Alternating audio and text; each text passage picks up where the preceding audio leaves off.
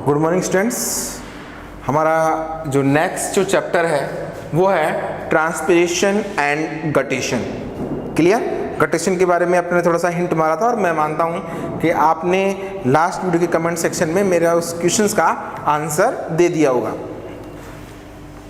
Students, इस chapter के अंदर दो टॉपिक इंक्लूड हैं। एक तो है ट्रांसपिरेशन बाष्पोत्सर्जन और दूसरा है बिंदुस्राव गटेशन। तो हम सबसे पहले डिस्कस करते हैं ट्रांसपिरेशन के बारे में, वाष्पोत्सर्जन के बारे में। क्लियर? अभी हम इस टॉपिक को डिस्कस करते हैं। हिंदी में नाम से पता लग रहा है वाष्प प्लस उत्सर्जन। वाष्प किसकी? जल की वाष्प होगी। जल वाष्प का उत्सर्जन क्या कहलाएगा? वाष्पोत्सर्जन, ट्रांसपिरेशन। ये क्यों होता है, कैसे होता है, पहले हम इसको समझने की कोशिश करते हैं। स्टूडेंट्स, प्लांट को फूड बनाने के लिए सनलाइट की जरूर रिक्वायरमेंट है और सनलाइट के लिए प्लांट को क्या है, सनलाइट में क्या है, प्रेजेंट रहना पड़ेगा। और सनलाइट में हीट के कारण प्लांट की जो लीफ की सरफेस है, ये प्लांट की जो लीफ है उनका क्या होगा, झुकना, है ना, वो मुरझा जाएंगे। क्योंकि लंबे टाइम तक अगर अपन भी अगर सनलाइट में रहेंगे, धूप में रहेंगे, तो क्या होगा, हमें भी थोड़ा सा चक्कर से आएंगे, है ना, बेहोशी सी आएगी। तो प्लांट को तो चूंकि हमारा तो धूप में खड़ा रहना कोई इतना जो कंपलसरी नहीं है कि हम हमारा फूड थोड़ी सी लाइट की प्रेजेंस में सिंथेसिस करते हैं, लेकिन प्लांट की तो मजबूरी है कि उसको सनलाइट में प्रेजेंट रहना ही है, तभी वो अपना क्या कर पाएगा, फूड फॉर्मेशन कर पाएगा। पहली चीज। दूसरी चीज, अगर वो सनलाइट में है, आप देखते हो सारे प्लांट सनलाइट में है, और सनलाइट में कितनी हीट है ना, गर्मियों के टाइम पर, समर के टाइम पर क्या होता है, टेम्परेचर 45-50 पहुंच जाता है, तब भी प्लांट क्या है, बेचारे को खड़ा रहना पड़ता है। तो ऐसी कंडीशन में जब टेम्परेचर हाई है, तब उस कंडीशन में प्लांट के जो विल्टिंग का, मुरझाने का जो चांसेस वो रहते हैं। तो ऐसी कंडीशन में प्लांट की जो लीफ की जो सरफेस है उसके टेम्परेचर को कम करने के लिए एक मैकेनिज्म प्लांट के थ्रू अप्लाई की जाती है, दैट इज कॉल्ड वाष्पोत्सर्जन। होता क्या है कि ये जो वाटर जो जाइलम के थ्रू आ रहा है, क्लियर, ये आपने वेनलेट्स, सिरिकाएं पढ़ी होंगी, सिराएं, और आपने देखा होगा कि प्लांट के अंदर वेनलेट्स का एक नेटवर्क मिलता है। ये पूरी लीफ की सरफेस में प्रेजेंट है ना। मैं केवल एक पार्ट में आपको बना के ड्रॉ करके दिखा रहा हूं। ऐसे एक नेटवर्क आपने पढ़ा होगा, रेटिकुलेट वेनेशन। क्लियर? अब होगा क्या, वाटर आ रहा है लीफ पर, अब यहां पर आपने पढ़ा होगा स्टोमेटा, रंध्र। क्लियर? लीफ की सरफेस पर क्या है, सनलाइट लगातार पड़ रही है और सनलाइट के कारण क्या है, लीफ की सरफेस गर्म हो रही है। अगर लंबे टाइम तक अगर सनलाइट इस पर पड़ी तो हीट के कारण क्या है, लीफ के जलने का, मुरझाने के चांसेस होंगे। और जब लीफ ही मुरझा जाएगी, लीफ ही जल जाएगी, तो भाई प्लांट फिर फूड किससे बनाएंगे? क्योंकि फूड के लिए क्लोरोफिल होना जरूरी है, क्लोरोफिल लीफ में है। अब दोनों ही चीजें एक दूसरे को क्या है, क्रॉस में आ रही हैं। धूप में रहना भी जरूरी है लीफ का, और लीफ सन के टेम्परेचर के कारण क्या है, मुरझाने का, विल्टिंग की भी चांसेस हैं। तो ऐसी कंडीशन में जो वाटर जो एब्जॉर्ब होकर आया है वो क्या होता है, इस लीफ के अंदर प्रेजेंट है, और लीफ के अंदर होते हैं स्टोमेटा। तो स्टोमेटा से क्या होगा, यहां बनाता हूं मैं, लीफ की सरफेस हीट है, जैसे ही वाटर ड्रॉप आई इसके ऊपर, इसने लीफ की सरफेस का जो टेम्परेचर है उसको लिया, और ये जब वाटर ड्रॉप है, हीट मिलेगी तो किस फॉर्म में कन्वर्ट हो जाएगी, वेपर फॉर्म में। तो ये किस फॉर्म में कन्वर्ट हो जाएगी, वेपर में। क्लियर? अब ये वेपर में कन्वर्ट हो गई, ये वेपराइज्ड हो गई। क्लियर? तो बताओ इस लीफ की सरफेस का टेम्परेचर डाउन होगा ही नहीं होगा? जाहिर सी बात है, होगा। तो मेरे कहने का मतलब ये है कि वाष्पोत्सर्जन या ट्रांसपिरेशन का इंपॉर्टेंस क्या है, क्यों जरूरी है प्लांट के लिए? ये प्लांट के लिए इसीलिए जरूरी है कि लीफ का जो टेम्परेचर है उसको क्या है, मेंटेन कर सके, उसको बनाए रख सके, इसलिए प्लांट के अंदर ये मैकेनिज्म होती है। दूसरा, एक कहते हैं कि ये प्लांट के लिए एक आवश्यक बुराई है ना, एक नेसेसरी एविल है। आवश्यक इसलिए है, होना जरूरी है, और बुराई इसलिए है क्योंकि यहां से वाटर लॉस बिना मतलब में हो रहा है ना, लेकिन ये होना जरूरी है। इसलिए कहा जाता है transpiration is necessary evil of the plant. वाष्पोत्सर्जन पादपों में एक आवश्यक बुराई है, पहली चीज। क्लियर। दूसरी बात समझने की कोशिश करना कि जो ट्रांसपिरेशन है उसमें प्लांट के एक स्ट्रक्चर जिसको अपन पढ़ते हैं स्टोमेटा, रंध्र, वो बहुत इंपॉर्टेंट रोल प्ले करते हैं, जिसकी स्टोमेटा की स्ट्रक्चर हमने लास्ट 11th क्लास में पढ़ी थी और यहाँ पर भी अपन थोड़ा सा डिस्कस कर लेते हैं। तो स्टूडेंट्स, हमने जाना ट्रांसपिरेशन, वाष्पोत्सर्जन क्या है और ये क्यों रिक्वायर, इसकी क्या क्यों रिक्वायरमेंट है।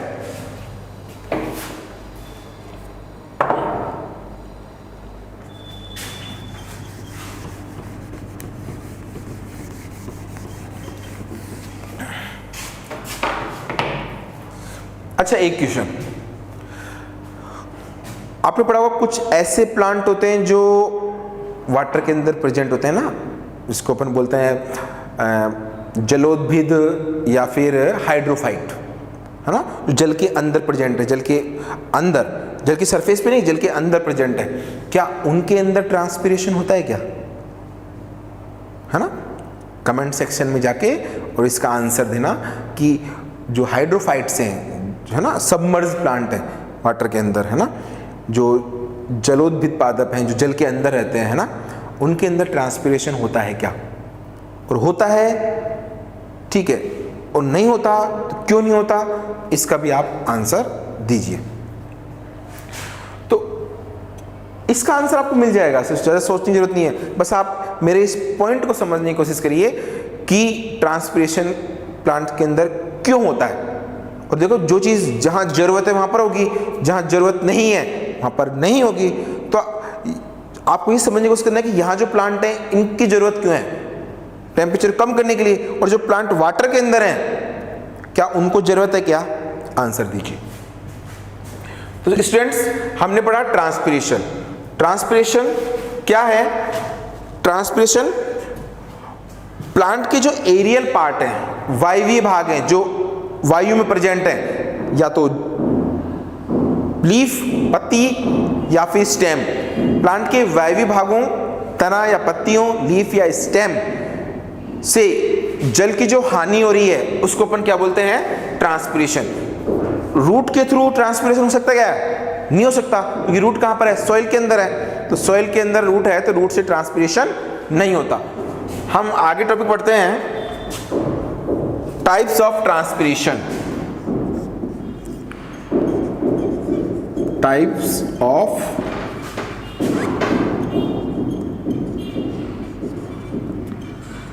ऑफ ट्रांसपिरेशन, वाष्पोत्सर्जन के प्रकार।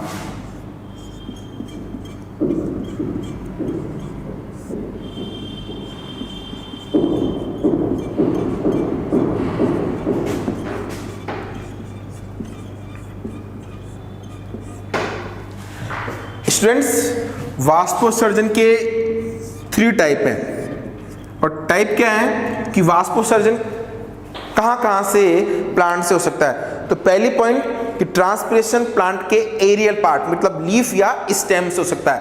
तो पहला मेजर जो रोल है वो स्टोमेटा का होता है, उसको बोलते हैं रंध्रीय वाष्पोत्सर्जन।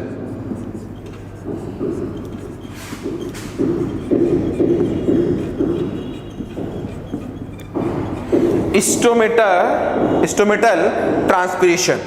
क्लियर? जितना भी वाष्पोत्सर्जन हो रहा है प्लांट के अंदर, जितना भी ट्रांसपिरेशन हो रहा है, उसका अप्रोक्सीमेटली 97% पार्ट, है ना, 50 से 97% पार्ट किसके थ्रू होगा? स्टोमेटा से होगा। क्लियर? दूसरा कौन सा है? क्यूटिकल, उपत्वचीय है।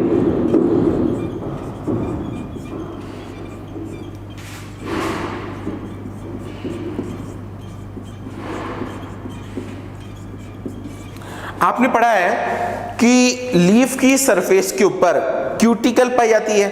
क्यूटिकल वाटर के लिए क्या होती है? इम्परमेबल होती है। याद करो मैंने कहा था कि आपकी जो नोटबुक है उसके ऊपर एक पॉलीथीन की एक प्लास्टिक सी पॉलीथीन की एक ट्रांसपरेशन कवरिंग होती है। वो क्या करती है? आपकी नोटबुक को वाटर से बचाती है। अगर आप मान लो आपकी नोटबुक पे वाटर ड्रॉप गिर भी गई तो वो आपके जो पेज हैं उनको इफेक्ट नहीं करेगी। तो ऐसे ही लीफ की सरफेस के ऊपर भी क्या होती है?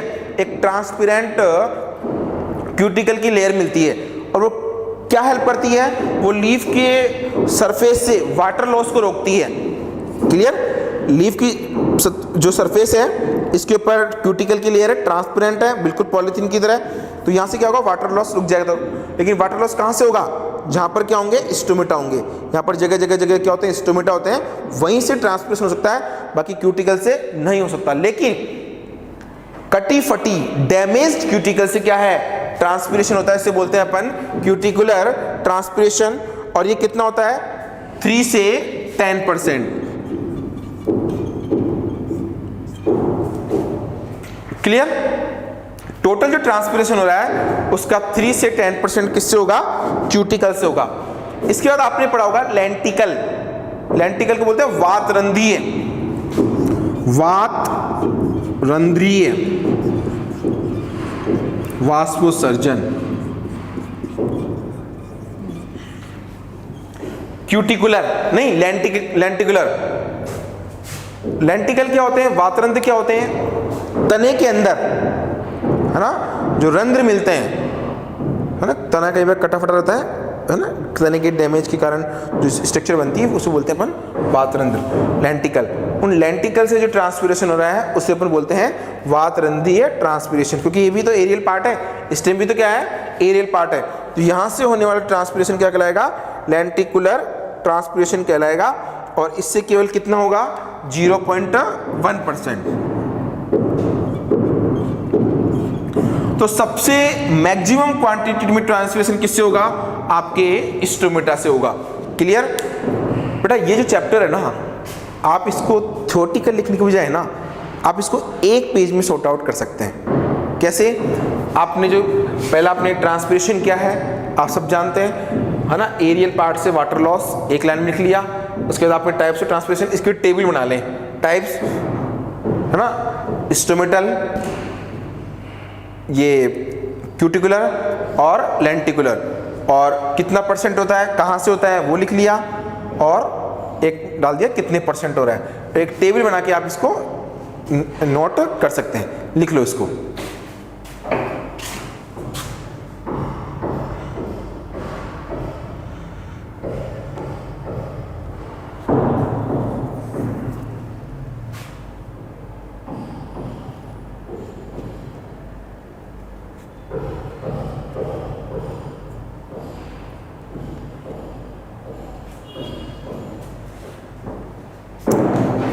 स्टूडेंट्स, अब जो मेन है वो कौन सा है? Stomatal transpiration.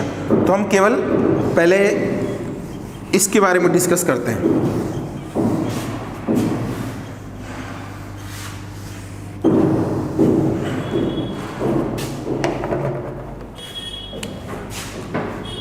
स्टूडेंट्स, रंध्रीय वाष्पोत्सर्जन,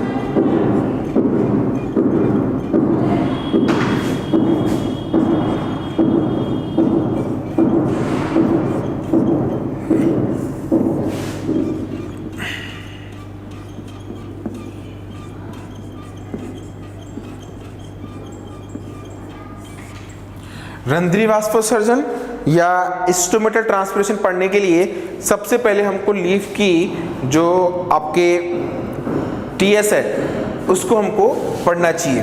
लीफ की टीएस में हमने क्या पढ़ा था? लीफ की जो ऊपर की जो सरफेस है उसको अपन क्या बोलते हैं? अपर एपिडर्मिस, ऊपरी अधिचर्म,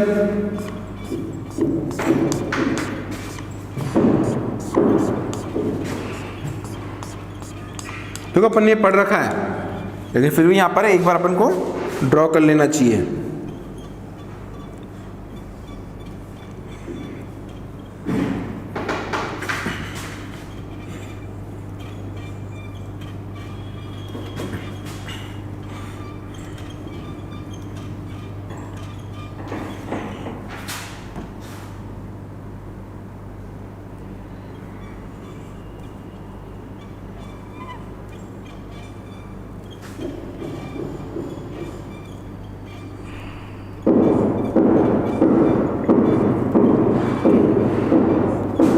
ये क्या है?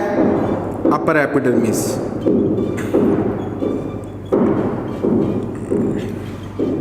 ध्यान रखना, हम यहां पर जिन प्लांट की बात कर रहे हैं वो एंजियोस्पर्मिक प्लांट है। इसके ऊपर ये क्यूटिकल की लेयर है।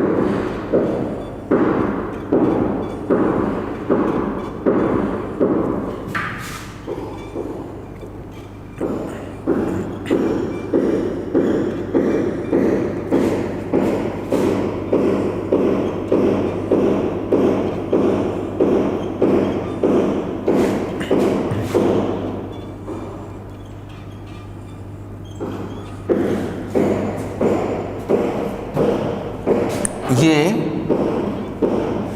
अपर एपिडर्मिस है।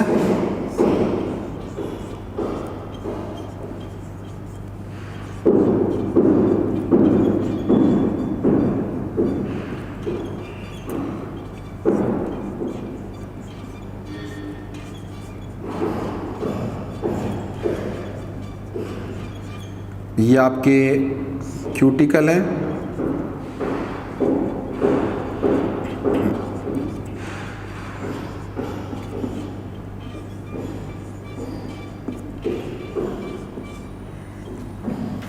इसके बाद ये मैं ड्रॉ कर देता हूँ लोअर एपिडर्मिस। थोड़ा ऊपर होता तो ज़्यादा बेटर होता, पर कोई बात नहीं।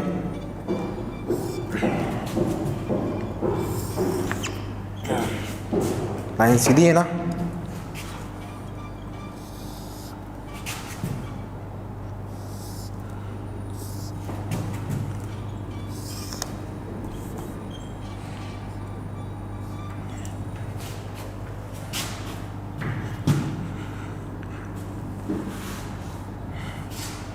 स्टूडेंट पूछ रहे थे कि सर अपनी ऑफलाइन क्लासेस कब स्टार्ट होंगी, सर कोरोना कब ख़त्म होगा। अरे देवताओं, इसका कोई जवाब नहीं है ना। आपसे ज़्यादा हम चाहते हैं कि भाई जितनी जल्दी इस स्कूल कोचिंग्स खुलें, है ना, हमारा बेनिफिट ज़्यादा है।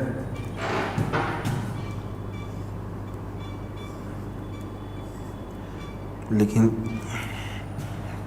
आपकी पढ़ाई किसी तरह से डिस्टर्ब ना हो, हमारी कोशिश लगातार जारी है। लेकिन फिर भी अगर आप वीडियो नहीं देखते हो, है ना, और आप खुद अपने सिलेबस तैयार नहीं कर रहे हो, तो फिर, और मैं वो टॉपिक सेलेक्ट कर रहा हूँ जिसको बोर्ड डिलीट नहीं करेगी, है ना, ये आपके सिलेबस का पार्ट रहेगा ही रहेगा। ये आपकी क्या है? Lower epidermis.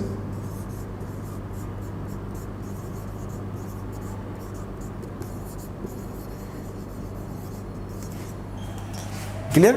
यहाँ पर बीच में आपके जो मिडरिब है जिसमें जाइलम फ्लोएम, और आपने पढ़ा होगा यहाँ पर मिलती है बंडल सीथ। हिंदी में इसको बोलते हैं पूलाच्छद।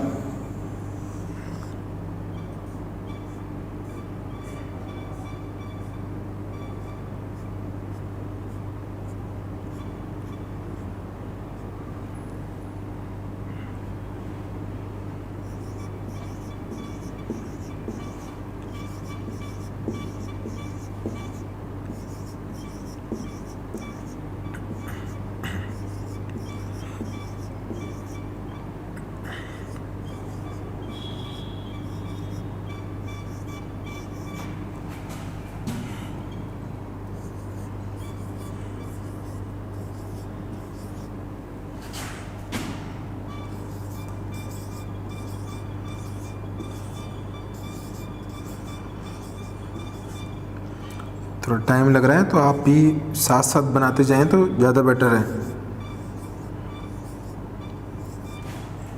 अब देखो मैं आपको सिखाना क्या चाह रहा हूँ। ये अपन एंजियोस्पर्मिक प्लांट की बात कर रहे हैं और मोस्टली डाइकोट की बात कर रहे हैं ना। तो यहाँ पर ये अपर एपिडर्मिस है, ये लोअर एपिडर्मिस है, ठीक है। इसके बीच का जो टिश्यू है इसको अपन बोलते हैं मीजोफिल टिश्यू, पर्ण मध्योतक, अगर आपको याद आ रहा हो तो। पर्ण मध्योतक मतलब पर्ण की जो अपर एंड लोअर जो एपिडर्मिस है उसके बीच का जो मध्य, मतलब बीच का जो ऊतक है उसको बोलते हैं पर्ण मध्योतक। या इसको इंग्लिश में बोलते हैं मीजोफिल टिश्यू। मीजो मतलब बीच में, फिल मतलब लीफ। क्लियर?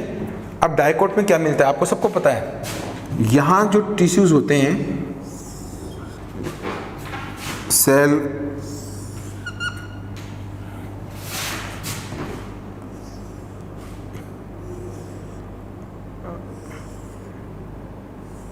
लॉन्ग होती हैं, दीर्घित होती हैं,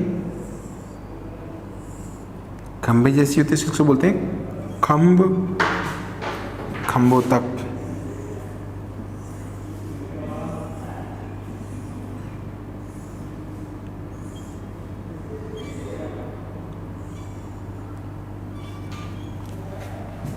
और इसमें जो आपके क्लोरोफिल है वो सेल पास पास में है, तो क्लोरोफिल की डेंसिटी ज़्यादा मिलेगी, इसलिए लीफ की जो अपर सरफेस है वो क्या होती है, ज़्यादा ग्रीन नज़र आती है इन कंपेयर टू लोअर में, क्योंकि यहाँ पर क्या है सेल पास पास में है, क्लोरोफिल की डेंसिटी ज़्यादा है। ये मैं डॉट डॉट करके बना रहा हूँ, ये क्या बना रहा हूँ, क्लोरोफिल बना रहा हूँ।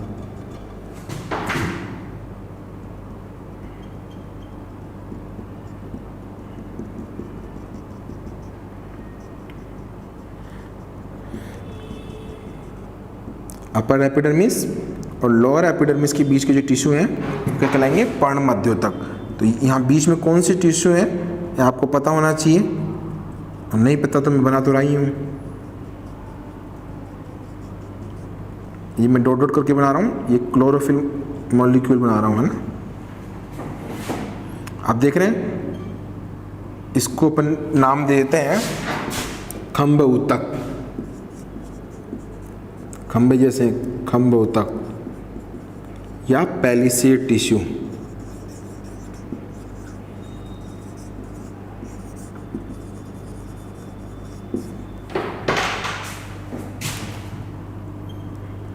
और जो आपके पैलिसेड टिश्यू हैं, खंभ ऊतक हैं, देखो डायग्राम देख के आप सारी बातें लिख सकते हैं या आंसर दे सकते हैं। इनके बीच में इंटरसेलुलर स्पेस क्या है, एब्सेंट है,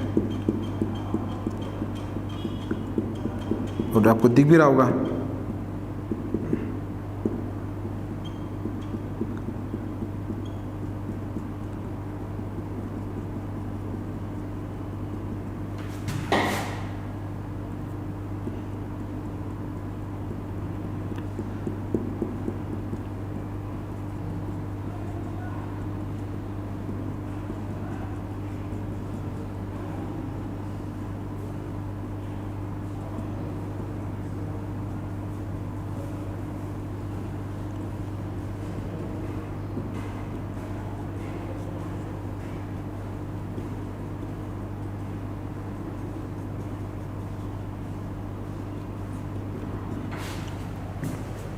तो ये पैलिसेड टिश्यू है, इनके बीच में इंटरसेलुलर स्पेस क्या है, बिल्कुल एब्सेंट है। तो सेल पास पास में है, सेल पास पास में होने के कारण जो आपके क्लोरोफिल है उसकी डेंसिटी क्या है, आपको ज़्यादा नज़र आ रही है। इसलिए क्या होगा, लीफ की अपर सरफेस क्या होती है, ज़्यादा ग्रीन नज़र आती है। और इसके जो नीचे जो सेल हैं, टिश्यू हैं, उनके बीच में क्या होता है, इंटरसेलुलर स्पेस बहुत ज़्यादा होते हैं, इनको बोलते हैं स्पॉन्जी टिश्यू।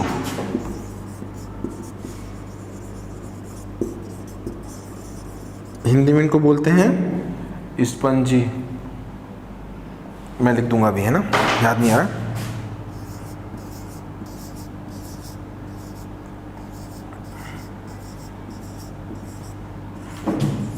इनमें भी क्लोरोफिल है, बट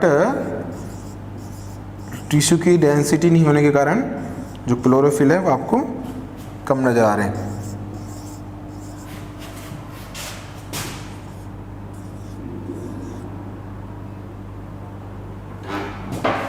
और यहाँ पर आपकी स्टोमेटा, आप स्ट्रक्चर पर पढ़ेंगे। यहाँ पर जो सेल है इनको अपन कहते हैं गार्ड सेल, और ये क्या है, सब स्टोमेटल कैविटी, है ना। ये क्या है, आपके स्टोमेटा।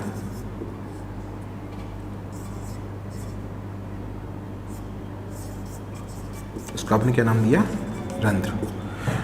तो अपन एक द्विबीजपत्री या डायकॉट लीफ की स्ट्रक्चर पढ़ रहे थे कि यहाँ पर जो मेसोफिल टिश्यू है ना, इसमें दो टाइप के टिश्यू मिलते हैं, पहले से टिश्यू खंभे उत्तक या स्पंजी टिश्यू, है ना।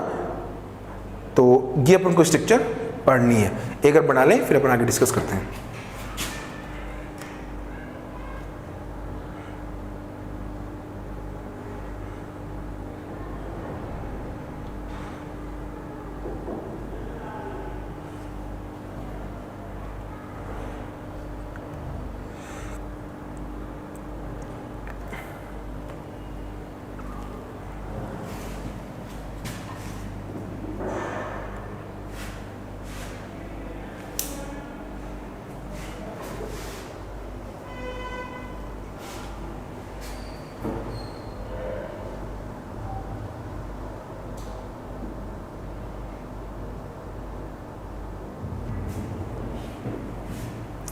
बेटा अपन ने पढ़ा था कि डायकॉट प्लांट में मोस्टली जो स्टोमेटा है वो लीफ की लोअर सरफेस में मिलते हैं ना।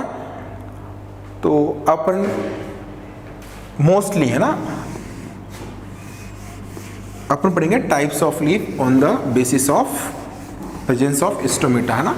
स्टोमेटा की उपस्थिति के आधार पर पर्ण के प्रकार को, ज़्यादा टफ नहीं है। यहाँ पर बस आपको केवल एक बार इस लीफ की जो टीएस है, अनुप्रस्थ काट है, इसके बारे में नॉलेज देनी थी थोड़ी सी, है ना।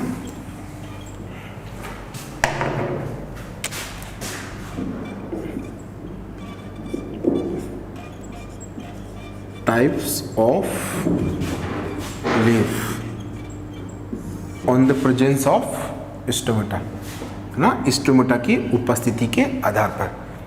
देखो, एक तो ये लीफ है जिसमें स्टोमेटा क्या है, अपर सरफेस पे मिल रहे हैं।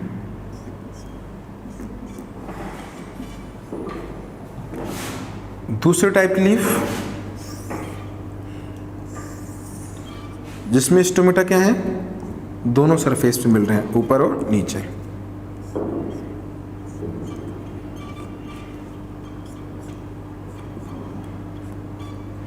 और तीसरी टाइप की लीफ जिसमें स्टोमेटा कहाँ मिल रहे हैं आपको, लोअर सरफेस पे मिल रहे हैं। तो ऐसी लीफ जिसमें स्टोमेटा आपको अपर सरफेस पे मिल रहे हैं उसको बोलते हैं अधिरंध्री,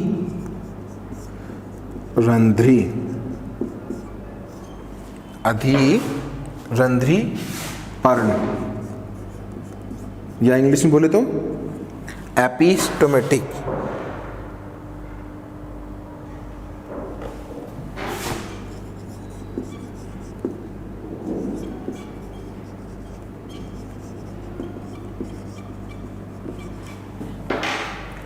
इसमें दोनों पे मिल रहा है, इससे बोल देंगे उभयरंध्री।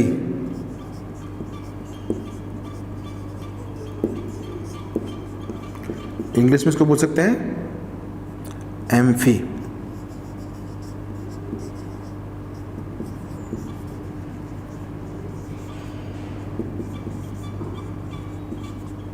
और इसमें लोअर मिल रहा है, इससे बोलते हैं अधोरंध्री।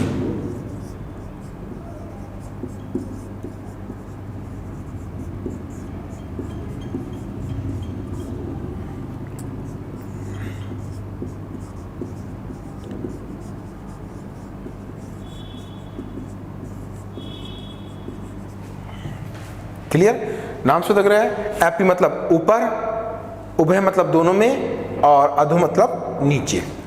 Clear students?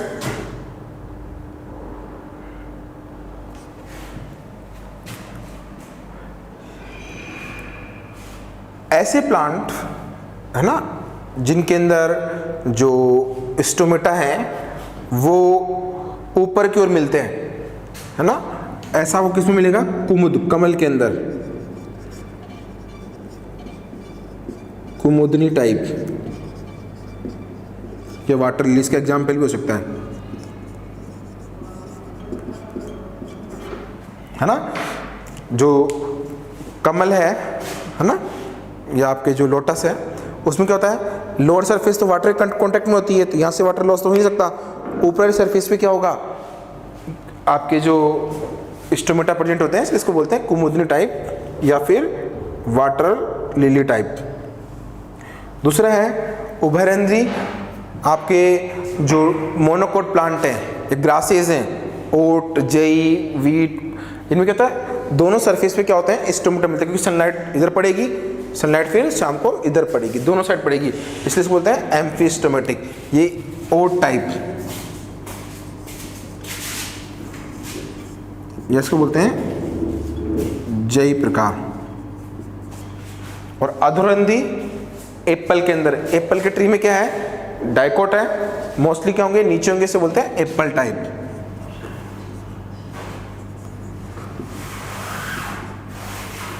Apple type save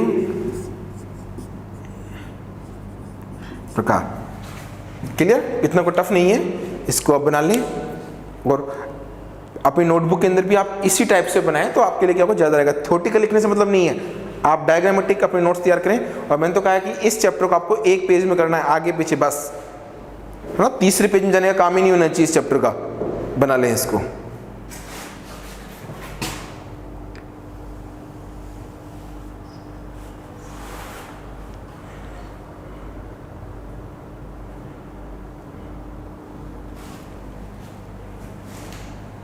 students, next video में अपन डिस्कस करते हैं structure of stomata. Okay, thanks for watching.